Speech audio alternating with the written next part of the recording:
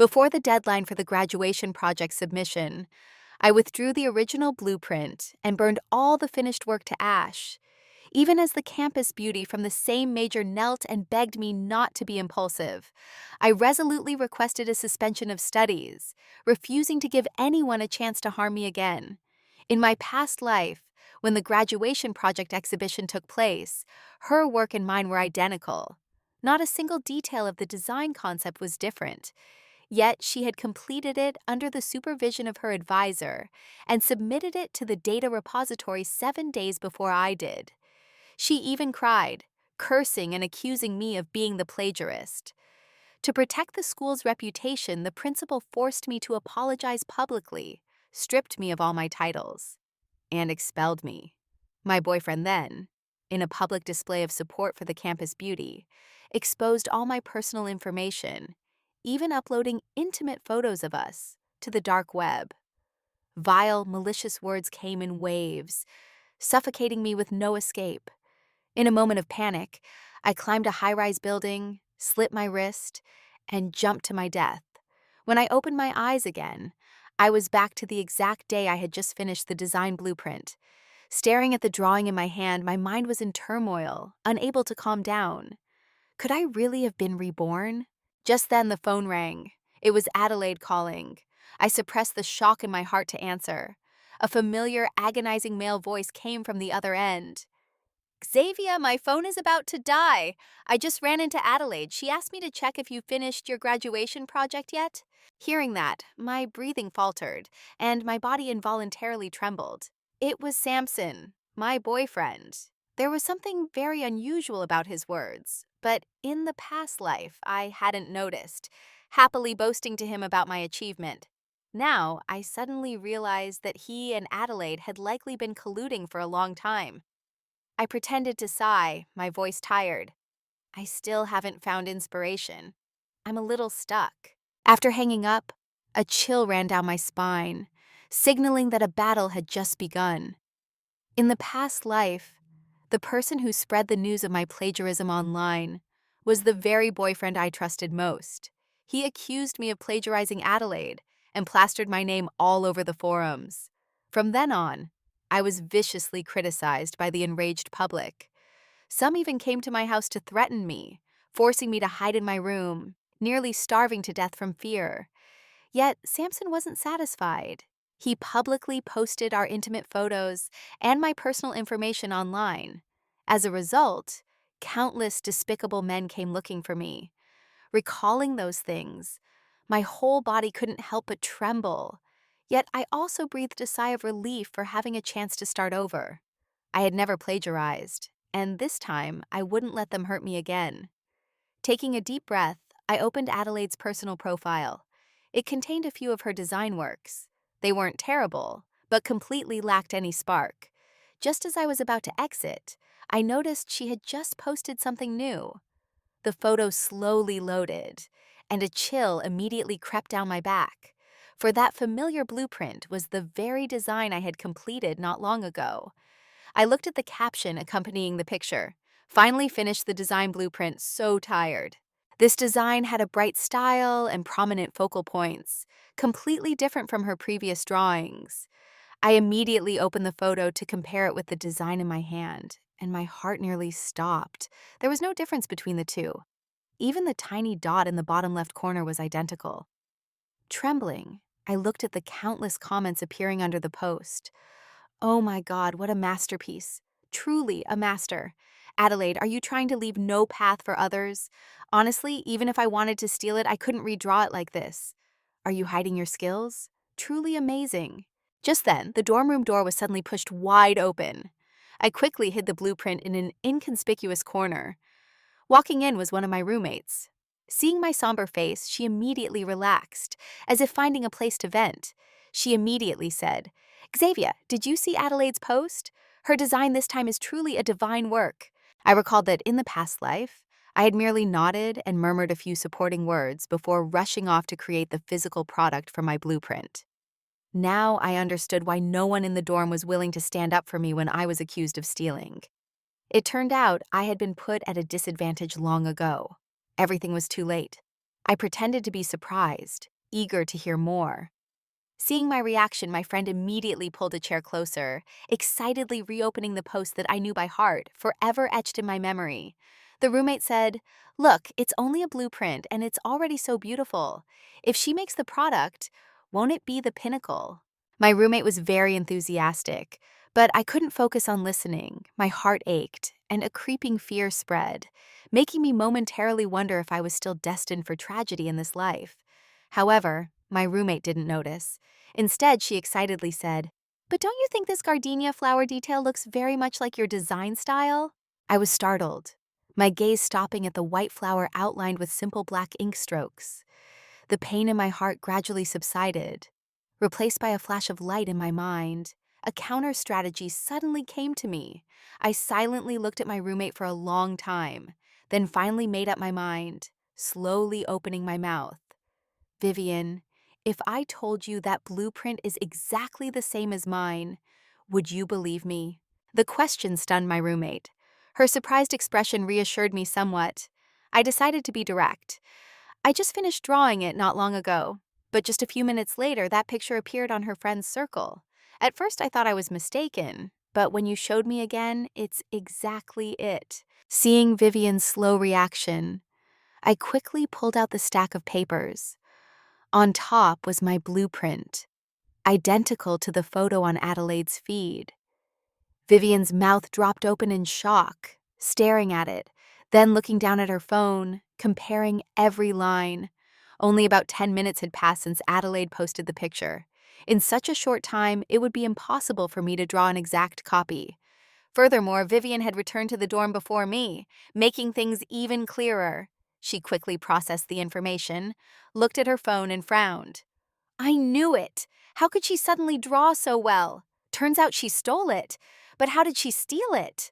I shook my head and replied, "I don't know either. I just know something is very wrong." Vivian looked at me worriedly. Her voice was full of concern. "So what are you going to do? If you can't explain it, the accusation is settled." My eyes didn't leave Vivian. I saw that her worry was genuine. I closed my eyes, a bit of reluctance surfacing, but I remained resolute. I tore the papers in half, piece after piece, each tear containing both grievance and fury, and finally threw them all into the trash. In that moment, I suddenly smiled. If I couldn't take this path, I would choose another. After an afternoon of emotional suppression, I felt like I had found a new way out, a strange sense of relief. Vivian bent down to pick up the shreds that fell outside the bin, her face looking even more regretful than mine. "I really wanted to see your finished product." Just then, Vivian's phone alarm rang. She had a part-time job, so she quickly said goodbye and left the room, leaving me alone in the dorm.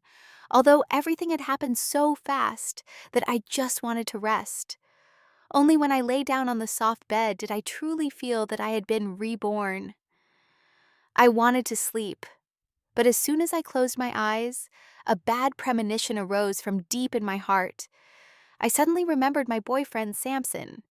Why did he use Adelaide's phone to call me right after I finished the design? Why did he only reveal his disgusting true colors when I needed help the most? In the past life, he even joined the group to fabricate stories, spread rumors that I had plagiarized, saying I was a thief from beginning to end. I used to think he just hated me, but after today's phone call, I started to suspect. Could Samson and Adelaide have been secretly together for a long time? With a mix of skepticism and suspicion, I opened my phone and scrolled through all their posts. Finally, I found a photo Adelaide posted half a year ago. She was holding a man's hand, and in front of them was a birthday cake. The cake photo was a bit blurry, but I immediately recognized that Samson had also posted it on his friend's circle. At the time, I asked him why he posted a cake photo, and he said he was at a friend's birthday. Sure enough, flipping back to Samson's post on that very day, the photo he posted was that exact cake. My heart sank. Had my boyfriend been with Adelaide for so long? But I didn't feel overly heartbroken now. The humiliation of the past life had already made me harbor a grudge against Samson.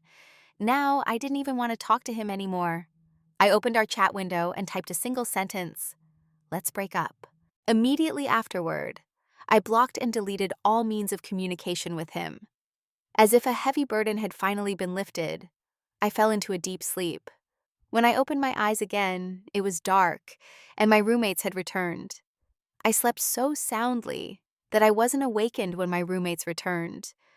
Perhaps because I was so exhausted, this was the first time in many days that I felt so relieved. The moment I woke up, Vivian rushed over and whispered to me, "Why did you sleep until now? Let me tell you, your boyfriend just called me, asking why you suddenly broke up. Why did you two split?" She chattered nonstop, bombarding me with questions without giving me a chance to answer. I smiled bitterly to myself. Although I had brought Vivian to my side, I still didn't dare to trust her completely and had to be evasive. I interrupted her and asked, "Did you tell anyone about my situation?" Vivian tossed her head proudly and replied, "How could I dare to tell anyone something this big? This is the first time I've kept such a huge secret. Even if you hadn't told me to keep quiet, I would have done it on my own." Hearing that, I breathed a slight sigh of relief. I then told her the story of how Adelaide and Samson had been together for a long time. Vivian was utterly shocked and speechless. But I wasn't worried about Samson causing trouble, as the girls' dormitory didn't allow boys in. What I needed to do now was to decisively cut ties with that despicable couple and quickly complete a new graduation project. If I couldn't prove that I didn't plagiarize, I would abandon the old design and start over. Thinking back to the past life, it was very likely that Adelaide relied on Samson to steal my work and submitted it earlier to avoid suspicion. These few days I had no classes, so I spent all my time running around searching for inspiration. To create, I hated being disturbed, so I blocked all messages and calls from everyone. For many consecutive days, I didn't return to the dorm, burying myself in the search for a new source of inspiration. I stayed at a hotel instead of the dorm. One day, as I was lying on the bed, closing my eyes, thinking as usual, a flash of light suddenly sparked in my mind. I jumped up, rushed to the table, pulled out paper and pen, and began to draw, stroke by stroke, pulling the idea from my mind onto the page. I drew until the sun was about to set. As a last ray of light slanted across the blueprint, I slowly put down my pen. All the pressure suddenly vanished. Looking at the patch of crimson around the waist of the dress, my mood gradually improved. I sat on the floor, laughing for a long time, then started to cry. Had I finally broken free? This drawing was completely different from anything I had ever done. I originally didn't like designing clothes, preferring jewelry, not only because the fashion field was too crowded, but also because clothing found it hard to truly express what I wanted. But this time was a completely different me, a me who had just been reborn. That patch of red was also the color of the blood oozing from my wrist, in the final moment of my past life, urging me to live again. I rushed around nearby tailor shops, trying and altering, sewing stitch by stitch, turning the dress in my mind into reality. After returning to the hotel, I finally relaxed, thinking that as long as I didn't use the old design for the exhibition, I would be fine. I completely failed to anticipate what awaited me. The moment I opened my phone and clicked on Adelaide's friends circle, I froze instantly. Right in the first picture was that familiar crimson color. My whole body felt as if it had been thrown into an ice cave, chilling me to the core. I tried to calm myself down for a long time before daring to open the post fully. The picture she had just posted was my blueprint, and the dress I had painstakingly made was also photographed identically, down to every detail. I stared at the screen, my mind blank, only hearing my heart pounding rapidly. I had clearly changed my path, yet her shadow still caught up to me. This time, I absolutely would not remain silent. The dress I had labored over was also posted by her before I could announce it. Why? This time I had avoided everyone while creating, yet I still ended up with the same result as before. I pressed hard on my phone screen, my anger and fury boiling over, wanting to tear Adelaide's name to shreds.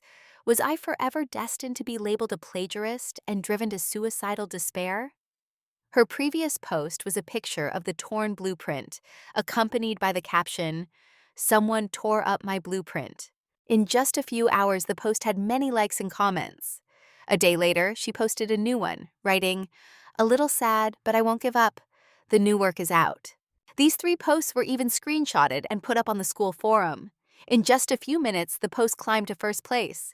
Many people flocked to praise Adelaide. "Oh, my God, this work is worthy of being called a divine masterpiece. I can't imagine how beautiful it would be to wear. That person is truly hateful. Be jealous in moderation." Someone even started a poll, directly comparing me with Adelaide. I had won awards time and again, to the point of being joked about as the pioneer of the era in school. Meanwhile, Adelaide had always been a nobody. And now, thanks to my own design, she was being placed on the same level. The feeling was disgusting. In my fury, an idea struck me. I created a dummy account and added Adelaide on WeChat. I wanted to know what was truly going on. It didn't take long for her to accept my friend request. I introduced myself as someone who saw her post on the school forum, admired her work, and got her number from a friend. I asked her about her inspiration and why her recent designs were so different from her previous style. I wanted to see how Adelaide would reply. After waiting for a long time without a response, my heart was somewhat comforted. Perhaps she didn't dare to face it. Before I could breathe out, my phone rang. The caller was Vivian, which immediately sparked a bad feeling in me. I slowly picked up, and her voice was full of anxiety. "Xavier, check the school forum immediately. Adelaide seems to be falsely accusing you, saying you threatened her to steal the blueprint." I was stunned, immediately opening the forum. Right at the top was an explanation post by Adelaide. She wrote, "Hello, everyone. I'm Adelaide. First, I want to clarify a few questions." Attached below was the screenshot of my dummy account asking her about her creative inspiration, accompanied by the explanation. "This outfit was inspired by myself. The previous designs were not mine. Someone threatened me and forced me to take credit for them. That person is very famous at school. Her designs were all mine. I'm speaking up today because I want to remake myself. I have abandoned those previous works and named this design Rebirth, which is also my inspiration. Thank you everyone for your love and support." The comments immediately surged. Many people were particularly interested in the detail about being threatened, speculating wildly about who that person was. It wasn't long before the spotlight pointed straight at me. Someone even compared, "Doesn't that torn work look a lot like Xavier's pioneer-era style?" Come to think of it, her style often includes the gardenia flower detail. Everyone's analysis is sharp. Let's just wait and see how the drama unfolds. Those discussions made me feel like I was back in the past life. Everything I did seemed only to pave the way for the person harming me. I packed my luggage, checked out of the hotel, and returned to school. Many people who saw me whispered among themselves. I had experienced this scene in the past life. The only difference was that there were fewer malicious rumors this time. I didn't go to class, but went to the academic advising office, presenting the entire situation. The teacher asked me, "When did you first feel signs of depression?" "Yesterday." The teacher mused for a moment and said, "I will take you to the counseling room for a test. If you pass, you can request a suspension of studies." The familiar sight of the counseling room, exactly the same as in my past life, gave me a feeling of helplessness, as if fate could not be changed. But in truth, the very fact that I had walked in here was already a huge change. The psychologist asked me many questions, including the reason for my suicidal thoughts. I told her about Adelaide stealing my design and my boyfriend betraying me to side with her. Her face showed a fleeting look of surprise as she quickly scribbled a few lines on a paper and handed me a self-assessment form. Thanks to my past life's memory, I quickly completed the form. The result was as expected. I successfully applied for a leave of absence. I was officially granted a 6-month suspension, temporarily free from the worry of graduation. Leaving the counseling room, I couldn't help but let out a soft laugh. Taking a break for psychological reasons wasn't easy, but since I truly suffered from depression in the past life, the process went smoothly. Thinking about how I had destroyed all my designs, I wondered what Adelaide would use to graduate. Unless she had a genuine talent, I feared it would be difficult for her to escape. After calmly reflecting, I suddenly realized something unusual. When I personally tore up my design blueprint, Adelaide's blueprint was intentionally torn up shortly after. If this wasn't a coincidence, it could only mean that if I had it, she had it. If I didn't have it, she didn't have it either. If that was the case, then I absolutely had to win this round. Adelaide, your bad luck is still ahead. With that thought, I went to the school forum and drafted a post. I apologize for taking up everyone's time, but I must clarify. Firstly, I never threatened Adelaide to steal her design. All my works were completed independently by me. Secondly, this matter has seriously affected my life, to the point where I have had to take a leave of absence due to psychological issues. Finally, I ask everyone not to jump to conclusions when the facts are not yet clear. The clarification quickly climbed to the top, but the comments section swelled as well. Most were mocking. Scared, so she's running away? First time seeing someone cut off their own retreat. Said she didn't threaten, so why not provide evidence? None, right? Case closed, she's toast. I intended it as a defense, but in their eyes, it became an evasion of responsibility, further cementing my guilt. I scrolled through the comments, merely smiling softly. I had anticipated this outcome. The majority defended Adelaide, looking down on my clarification. I returned to the dormitory, opened the door, and saw only Vivian talking on the phone. Seeing me, she quickly said a few words to the person on the other end and hung up. Vivian looked at me and asked, "Xavier, that work, it was yours, right?" I just nodded slightly, saying nothing, a sense of guilt rising in my heart. Everything I did, on the surface, seemed to prove I was the villain. I didn't know what Vivian thought of me, only feeling sorry for her. Vivian suddenly continued, "Since you're taking a break, why don't you come back to my grandmother's house with me? Maybe you've been cursed. My grandmother has a way to undo it." Vivian's words stunned me. I had never considered this possibility. Seeing me hesitate, she said decisively, "Trust me, my grandmother can definitely do it. Even if you just go for a trip to clear your mind, it's good." I followed Vivian back to her hometown. Her grandmother's house was on the edge of the mountains. The journey was quite long, but the scenery of mountains and streams on both sides was mesmerizing.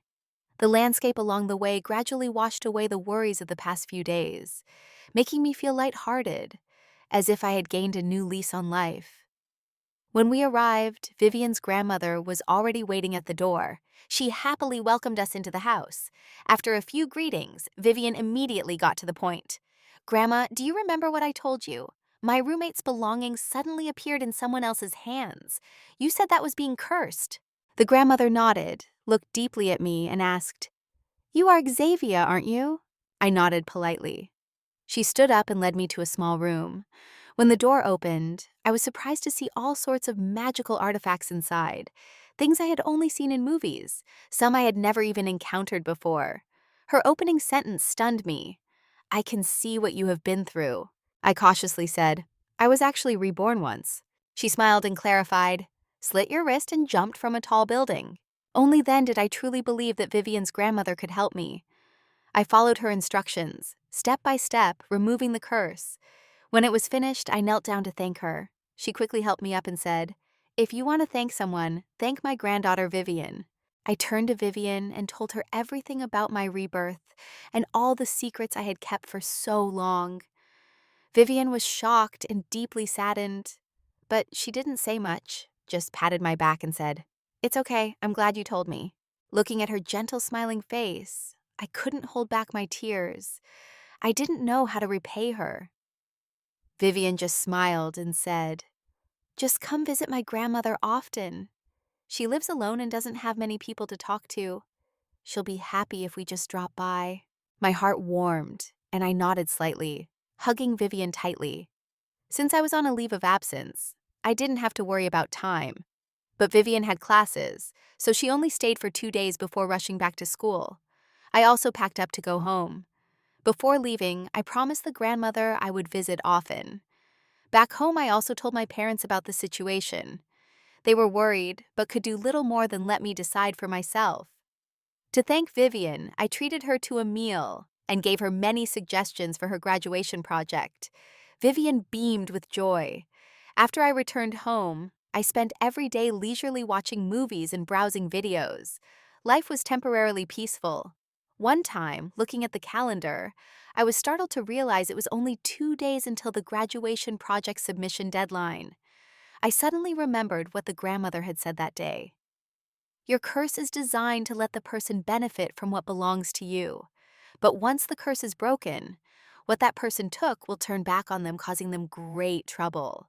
The condition for breaking the curse is that you must personally destroy the things the person benefited from you.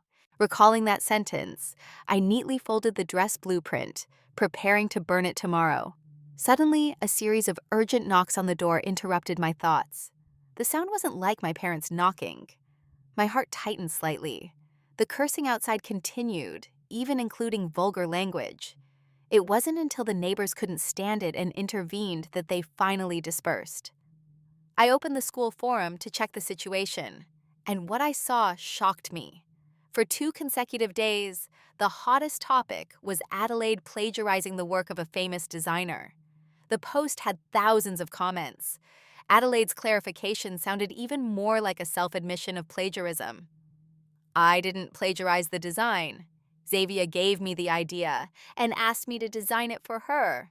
I didn't expect it to involve plagiarism, so technically Xavier is the one who plagiarized. The comments below were fiery. Do you think we're stupid? First you said Xavier threatened you, and now you say Xavier asked you to design it? Isn't that just shifting the blame? How has someone like this managed to live until now? I read it, both amused and bitter. I smiled softly and thought, don't be too hasty, Adelaide. The real show is yet to come.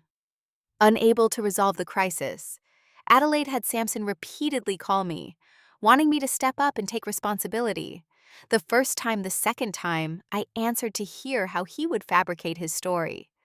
But besides demanding that I take the blame, he was nothing but insults. I rolled my eyes, wondering why I ever liked this kind of person.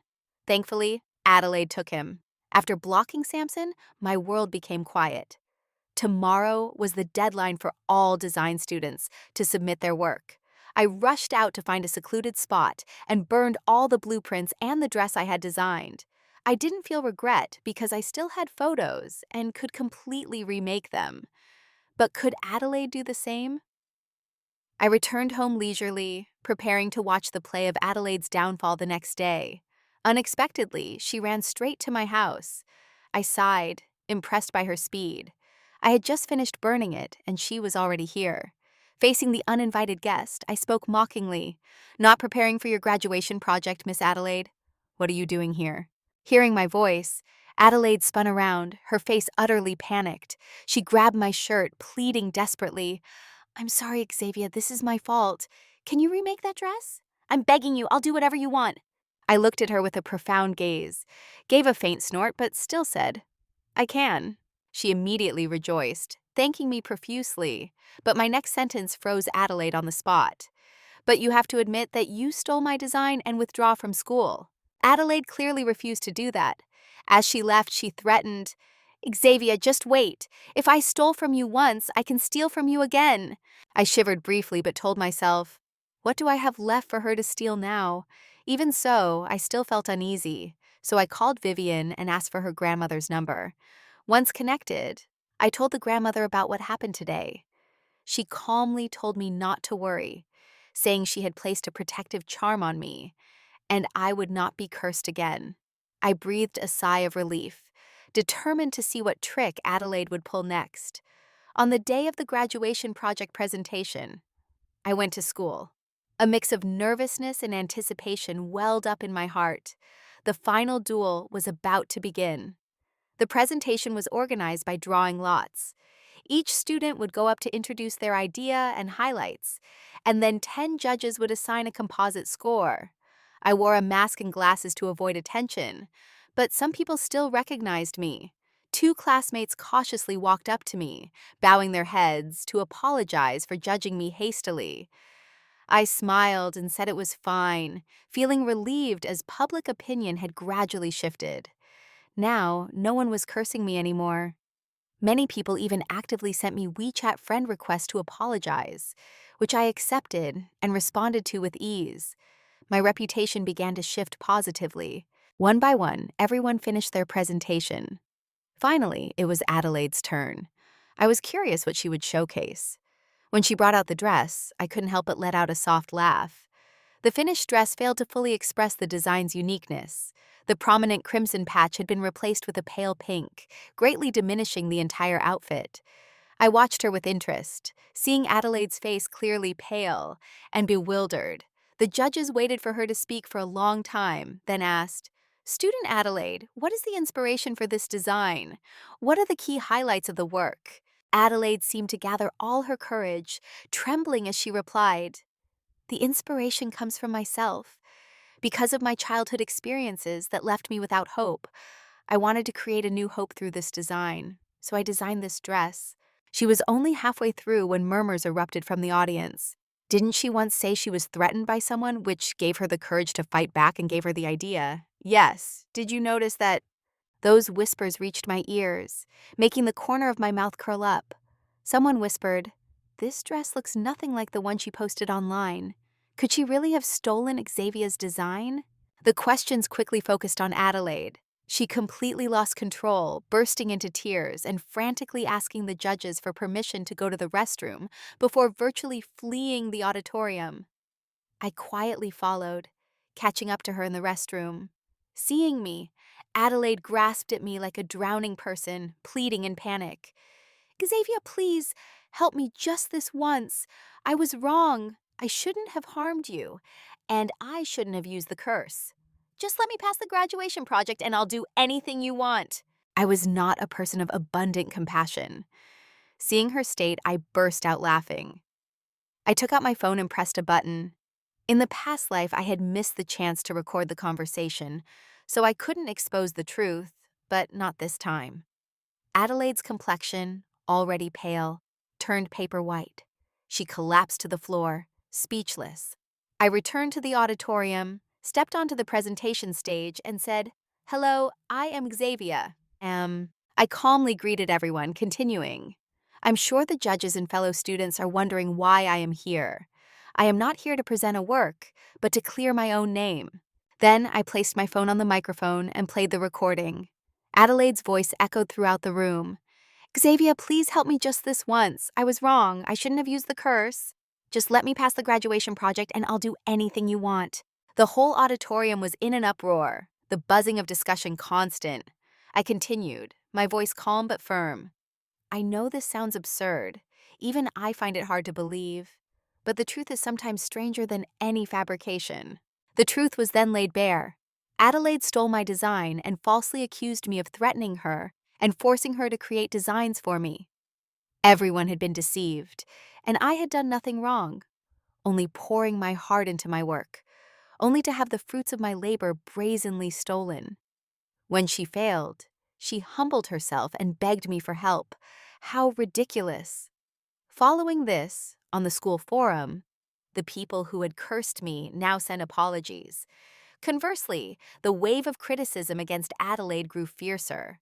Her graduation project was failed, and furthermore, for the crime of slandering a classmate and stealing another's work, she was finally sentenced to 3 years in prison.